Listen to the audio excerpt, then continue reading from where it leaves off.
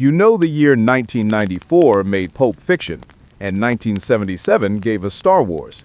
But what if I told you Hollywood's most important turning point actually happened in 1988, and almost nobody talks about it? Before you watch, comment below. What movie from the 1980s changed your life? Today we uncover the forgotten story of the year that reshaped American cinema forever.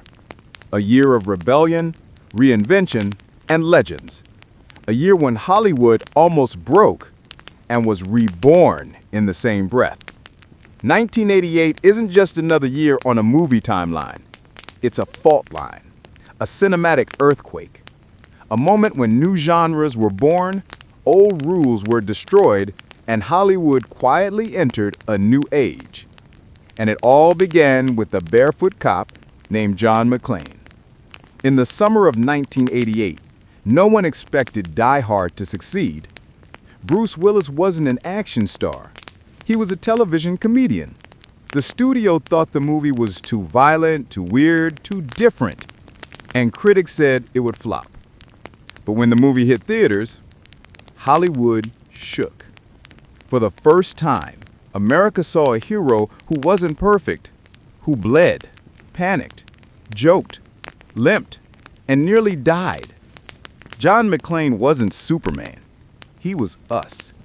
And audiences loved him for it. By the end of 1988, Die Hard wasn't just a hit. It has redefined the entire action genre.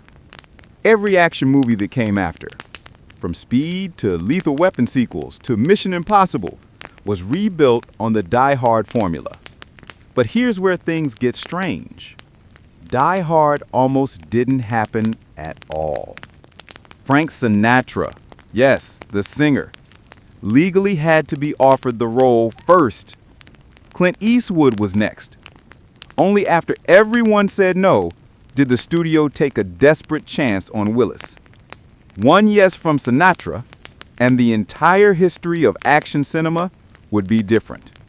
While Die Hard was exploding at the box office, another revolution was happening, quietly, hilariously, and historically.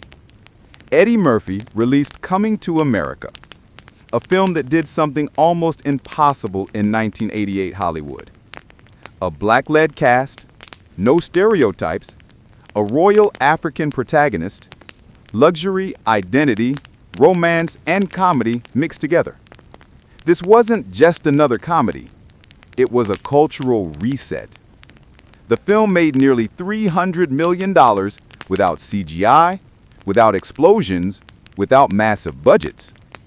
It proved something studios refused to believe.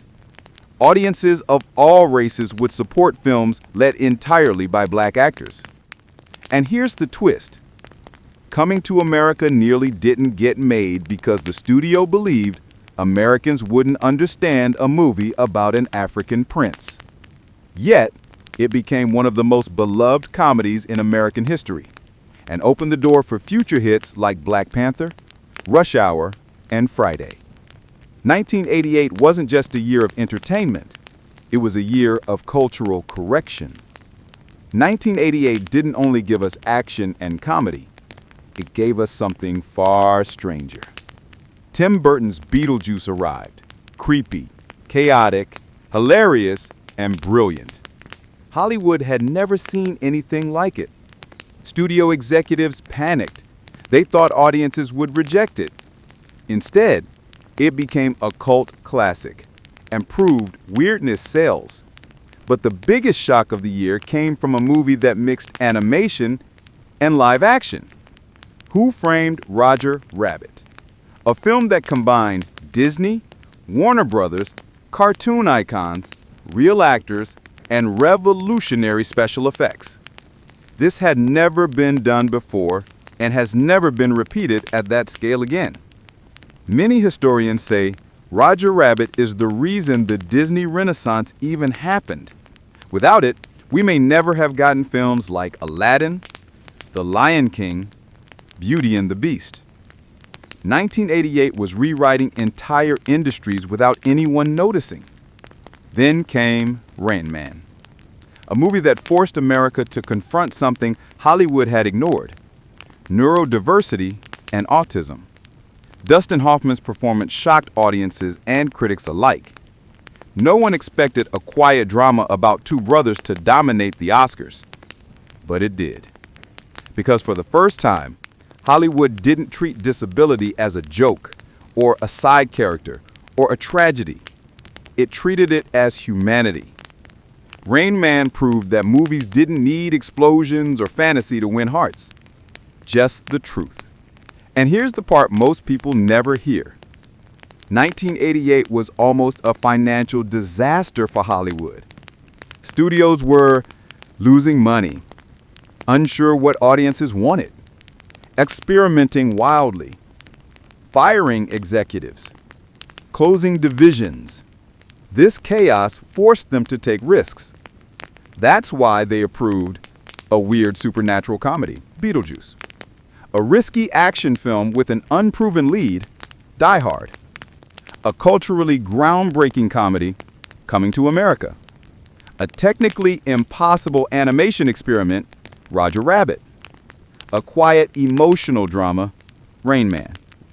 Hollywood was desperate, and desperation created genius. When historians talk about iconic years in film, they mention 1939, 1977, 1994. But they forget one year, a year that reshaped genres, lifted new voices, pushed technology, and changed who could become a star. 1988, the year Hollywood reinvented itself.